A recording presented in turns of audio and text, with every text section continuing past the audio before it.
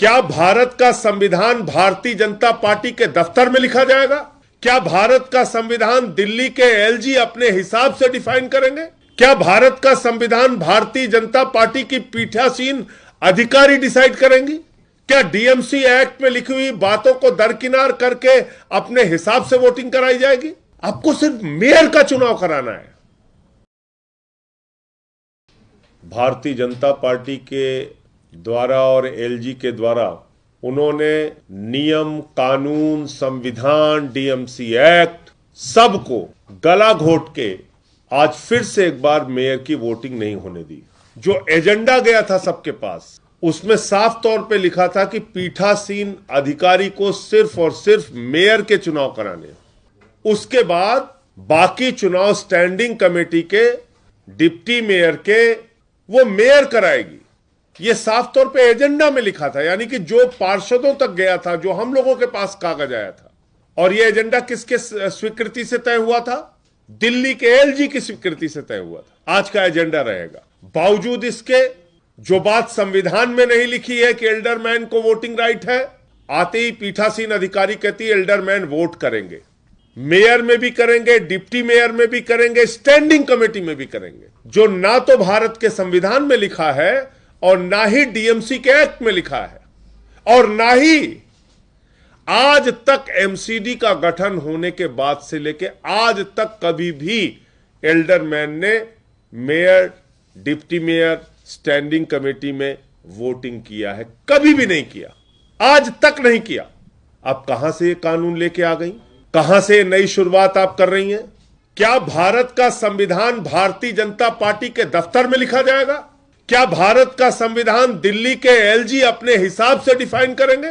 क्या भारत का संविधान भारतीय जनता पार्टी की पीठासीन अधिकारी डिसाइड करेंगी? क्या डीएमसी एक्ट में लिखी हुई बातों को दरकिनार करके अपने हिसाब से वोटिंग कराई जाएगी? आपको सिर्फ मेयर का चुनाव कराना है, और आप मेयर का चुनाव कराने के बजाय डिप्टी मेयर, स्टैंडिंग कमेटी, सारे चुनाव आप करा रही हैं। एल्डरमैन को वोटिंग राइट दे रही है। इतना ही नहीं रुकी वो, फिर बीजेपी की एक नेता खड़ी हुई, उन्होंने कहा इनके 2 विधायकों को सजा हो गई है, उनको बाहर कीजिए। आप सभी पत्रकार बंधुओं को मैं कहना चाहता हूं, कोई भी विधायक या सांसद 2 साल की जब सजा होती है उसके बाद वो डिस्क्वालीफाई होता है।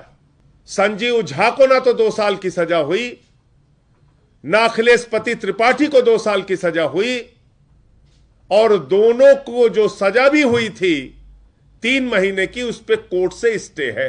तो ये लोग कोर्ट भी नहीं मानते, न संविधान मानते, न डीएमसी एक्ट मानते, न न्यायालय मानते। इससे भी अलग हट के बात बता रहा हूं आपको। एक व्यक्ति अगर विधायक के तौर पे किसी सदन में नॉमिनेट किया जा रहा है, लोकसभा के सदस्य के तौर पे लोकसभा के अध्यक्ष के द्वारा किसी सदन में नॉमिनेट किया जा रहा है, राज्यसभा के सांसद के तौर पे नॉमिनेट किया जा रहा है, तो वो सांसद है या नहीं, विधायक है या नहीं, इसका फैसला विधानसभा के अध्यक्ष लेते हैं। अजीब बात है, दिल्ली विधानसभा के अध्यक्ष ने नॉमिनेट किया दोनों को, और वो विधायक हैं, और विधायक हैं तो विधायक के तौर पे उनको मिलने वाली तमाम सुविधाएं, प्रिविलेज, नॉमिनेशन जहां पे भी है वो उनका वैलिड है। और सजा का, जैसे मैंने कहा, सजा पे तो कोर्ट से स्टे है। इससे भी हट जाइए आगे। बाकायदा चुनाव के लिए उन दोनों विधायकों के पास प्रवेश पत्र भेजा गया एमसीडी के अधिकारी के द्वारा। और आगे निकल के आइए आप, एमसीडी के ही अधिकारी, जहां पे चुनाव हो रहा था, जहां पे पीठासीन अधिकारी चुनाव ले रही थी, वहीं से प्रवेश पत्र गया इन दोनों विधायकों के पास कि आप आइए और वोटिंग में शामिल होइए। उसके बाद कह रहे इनको दोनों को बाहर करो। तो ये क्या है? ये किस प्रकार का मजाक है? भारत में आज की घटना से यह साफ हो गया है कि फिर चुनाव का कोई मतलब नहीं रहेगा। 2 करोड़ की आबादी वाले दिल्ली के लोगों ने अपनी एमसीडी में आम आदमी पार्टी को प्रचंड बहुमत से जिताया, एक जनादेश दिया। 15 साल की भारतीय जनता पार्टी की एमसीडी में जो उनका कुशासन था उसको उखाड़ कर फेंका, और उसके बाद आप मेयर नहीं बनने दे रहे हैं। दिल्ली के एमसीडी के बराबर कई राज्यों की विधानसभाएं हैं। दिल्ली के एमसीडी से छोटी कई राज्यों की विधानसभाएं हैं। कल को ये बहुत ही खतरनाक परंपरा भारतीय जनता पार्टी ने शुरू की है। मैं तो देश के तमाम विपक्षी दलों से अपील करूंगा कि जाग जाइए, आगे यही आपके साथ होने वाला है, यही आपके साथ होने वाला है। विधानसभा में बीजेपी हारेगी, कहेगी सीएम नहीं बनने देंगे। दंगा करो, हंगामा करो, हल्ला करो, तोड़फोड़ करो, मत बनने दो सीएम। लोकसभा में बीजेपी हारेगी, दंगा करो, हंगामा करो, हल्ला करो, प्रधानमंत्री मत बनने दो। तो फिर तो चुनाव का कोई मतलब ही नहीं है। बंद कर दो चुनाव, चुनाव कराने का फिर क्या मतलब है। और आज की घटना से आम आदमी पार्टी का शक 100% सही साबित हुआ। और हमारा यह शक था कि भारतीय जनता पार्टी दरअसल एल्डरमैन को वोट कराना चाहती है, मनोनीत सदस्यों को वोट कराना चाहती है। पहले दिन से मैं ये बात कह रहा हूं, और तब भाजपाई कह रहे थे नहीं नहीं नहीं नहीं नहीं नहीं। आज खुल के सामने आ गया। स्टैंडिंग कमेटी का भी वोट एक साथ कराना चाहते हैं। तो अब आम आदमी पार्टी के, और आज आप देखिए बीजेपी के 4 सांसद मौजूद ही नहीं थे। यानी उन सांसदों को पहले से ही पता था कि वोटिंग होनी नहीं है, हंगामा होना है, हाउस तो चलेगा नहीं, तो सदन में ही ना जाओ। चारों सांसद बीजेपी के आज वोटिंग में हिस्सा लेने के लिए नहीं पहुंचे। तो इसलिए इस पूरे घटनाक्रम में आम आदमी पार्टी ने सहनशीलता का, संविधान में भरोसे का, डीएमसी एक्ट में भरोसे का आचरण प्रस्तुत किया।